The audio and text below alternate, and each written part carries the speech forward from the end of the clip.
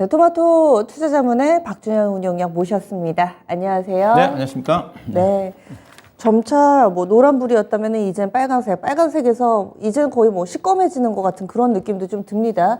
신호를 좀 읽어주세요. 예.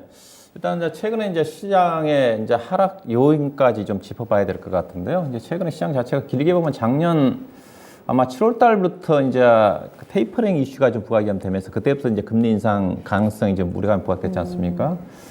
그러면서 이제 올해 3월 달 금리 인상을 했고, 그리고 인플레이션이 워낙 급등하다 보니까 이제 가파르게 금리가 인상이 됐고, 현재 이제 시장 위치는 이제 금리 인상으로 인해 가지고 경기 침체가 우려가 된다. 이게 지금 시장에 큰 악재 요인을 작용하고 있는 거거든요. 즉, 금리 인상에 대한 우려감에서 높은 인플레이션, 이로 인해서 이제 가파른 금리 인상, 경기 침체. 결국 이제 주식시장에서 가장 막다른 악재가 이제 경기 침체거든요. 이제 이 수준까지 왔다.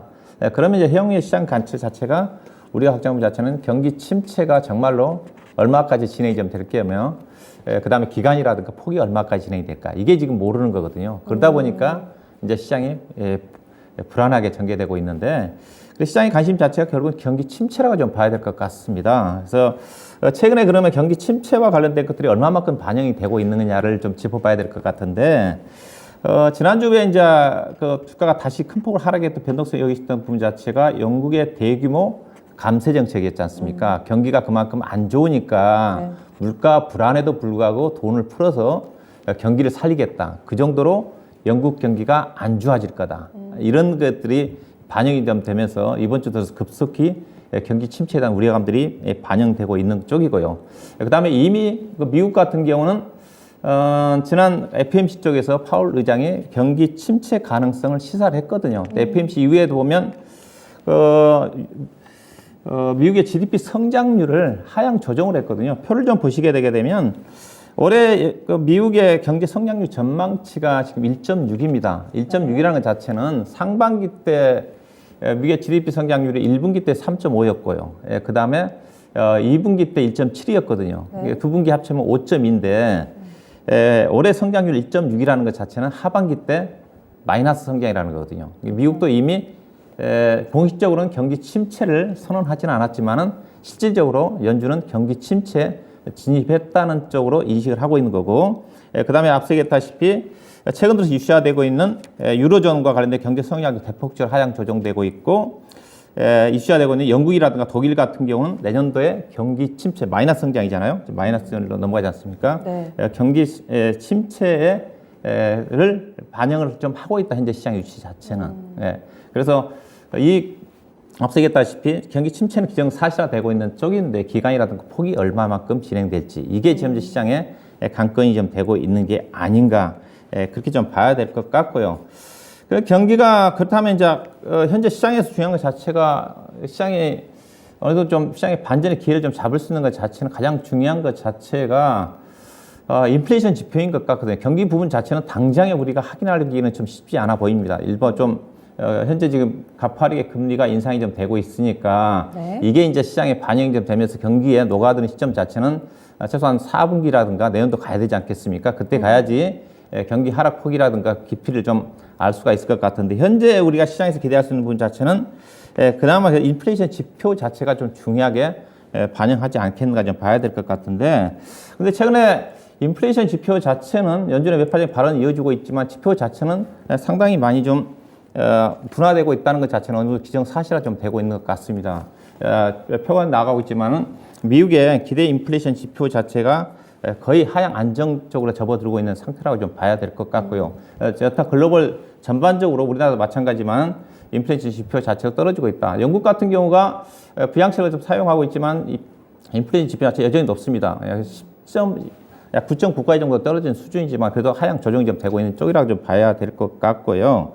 오늘 이제 미국 시장이 이제 장 초반에 상당히 강세했지 않습니까? 이제 하락세로 전환됐던 부분 자체는 결국은 인플레이션 지표를 잡아야 되는데 오늘 컨퍼런스 보드에 미시간대 소비자 신뢰 지수가 발표됐지 않습니까? 간밤에 상당히 서프라이즈하게 나왔거든요.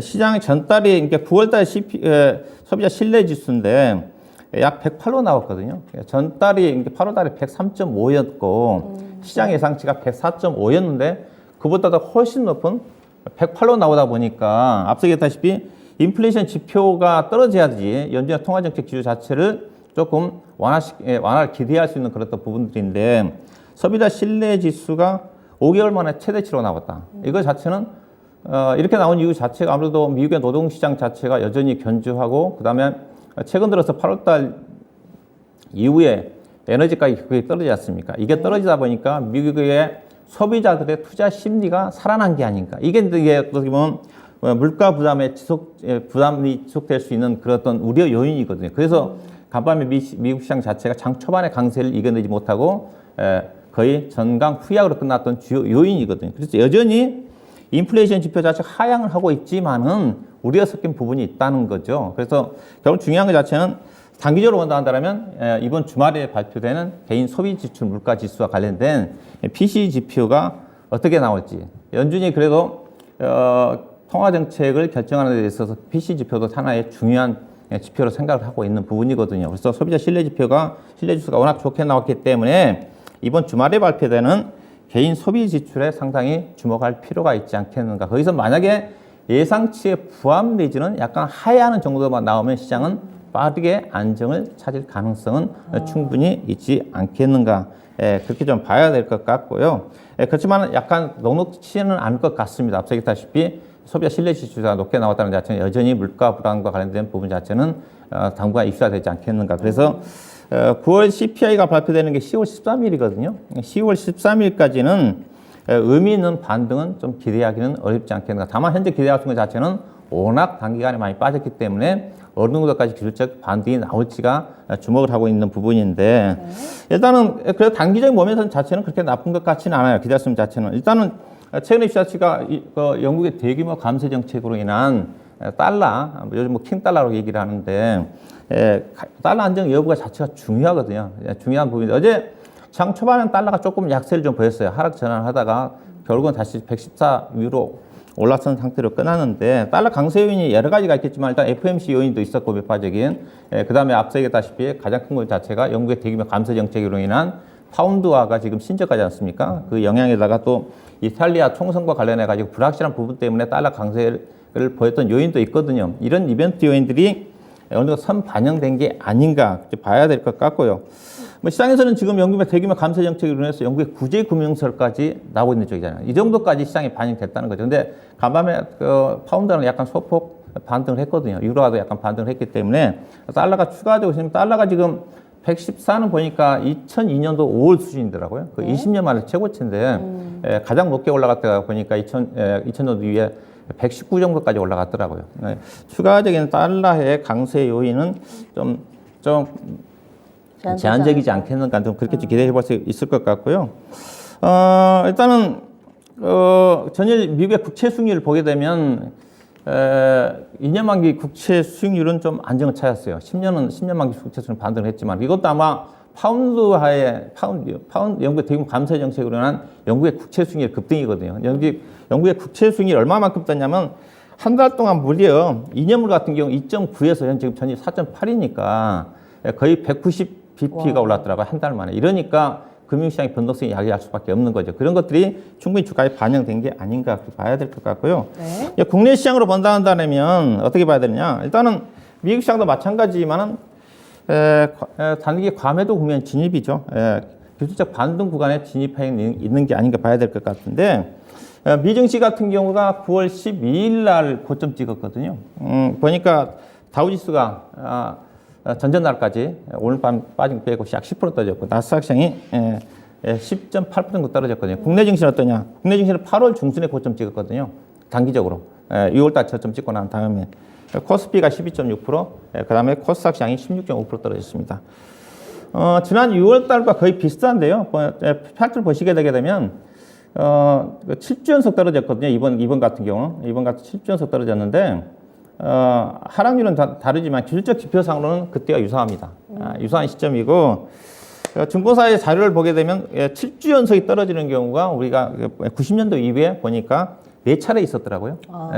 근데 대체로 그때 하락 기간 때 평균 12%에서 약 7, 8% 정도까지 떨어졌는데 이번에 12% 떨어졌다고 했으니까 떨어지고 난 다음에 거의 그 다음 주는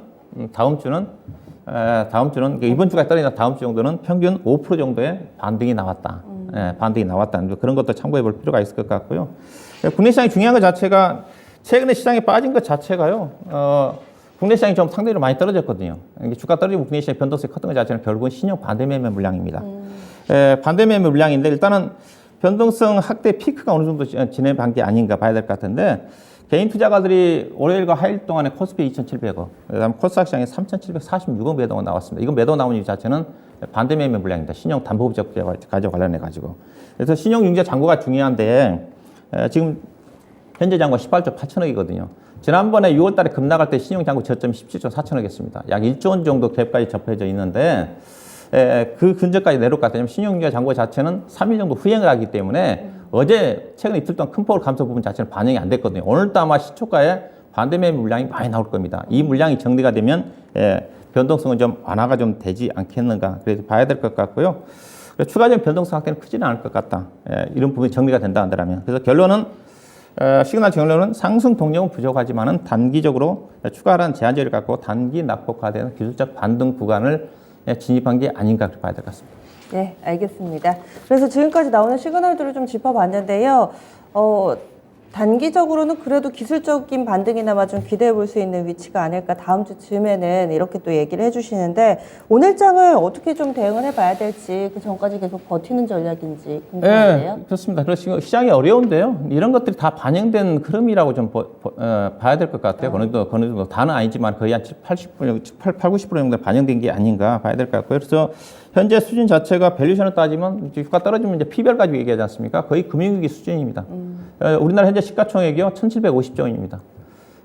상장해서 자산 가치가 올해 12월 달 기준 2,200조 원이니까 PBR로 따지면 0.8입니다. 금융위기 때 수준이라고 봐야 될 것 같고요. 참고로 애플이 시가총액이 3,400조 원이고요. 우리나라 코스피 시장이 1,700조 원이니까 애플 팔면 우리나라 시장 사고도 애플 돈이 반이 남을 정도로 우리나라 주가가 많이 싸다. 이런 부분도 참고할 필요가 있을 것 같고요. 앞서 얘기했다시피 단기적으로 보면 지금 역대급 올해 들어서 지금 세 번째 급락이거든요. 1월 달에 LG에너지솔루션 상장 이슈 때문에 급락이 나왔고, 그 다음에 6월 달에 급락이 나왔고, 올 들어서 이번까지 세 차례에서 급락인데, 현재 시장 자체는 기술적 반등을 노릴 때가 아닌가 봐야 될 것 같고요. 그래서 추경 매도는 좀 자제하시고, 반등 시점에서 다만, 반등 자체가 일시적인 가능성이 크니까, 반등 시점, 반등폭이 상당히 크게 나온다 한다면, 일정 부분 현금화해서 향후 장세에 대비하는 전략도 필요하지 않겠나 봐야 될 것 같고요. 중요한 자체는 이제 오늘 그 개인이라든가 그 스탁론 반대 매매 자체가 오늘까지 나올 가능성이 큽니다. 어제 보면 코스닥 시장을 기준으로 본다 하더라도 어제 800만 주 가까이 시초가에 반대 매매가 나왔거든요. 지난번에 제가 6월 달에 저점 나왔을 때가 하루에 1200만 주 정도가 피크 쳤습니다. 어제 약간 좀 반등이 나왔지만 반등이 안 나왔던 종목도 중심으로 해서 오늘 시가에 동시효과의 반대 매매 물량이 나올 가능성이 큽니다. 어제 나스닥 시장의 상승 부분 자체가 선 반영이 좀 됐던 부분이기 때문에 아침에 시장 자체는 약세 출발, 소극적으로 매수가 진입할 가능성이 크거든요. 그러면 그 반대 매매 물량을 정리하게 되면 앞서 얘기했다시피 반대 매매 물량과 관련된 수급의 피크는 오늘로서 정점이 지날 가능성이 크지 않겠는가 그렇게 봐야 될 것 같고요. 오늘 뭐 아무래도 낙폭과대 종목 중심의 반등일 것 같고요. 시장 안정을 찾으면 결국 이제 다음 달부터는 3분기 실적이니까 3분기 실적에 주목을 해야 될 것 같고요. 관심 여지 경기 방어주, 환율 상승, 인플레이션 감축법과 관련 수혜 쪽에 차별해야 될 것 같고 오늘은 그래도 시장이 좀 기대할 수 있는 자체는 전일 나스닥 시장 중에서 필라델피아 반도체 마이크론 테크놀로지가 좀 반등이 좀 나왔고 테슬라가 그래도 반등이 상대적으로 낙스보다 강했기 때문에 국내 관련 종목들이 어느 정도 지수를 방어해 주지 않겠나 봐야 될 것 같고요. 오늘 뭐 반도체 관련 종목들이 반등을 좀 주도를 하겠지만은 일시적일 것 같고요. 음식이라든가 유통, 자동차, 전기차, 신재생, 엔터 관련 쪽에 관심을 가져야 되지 않겠나 봐야 될 것 같습니다. 네.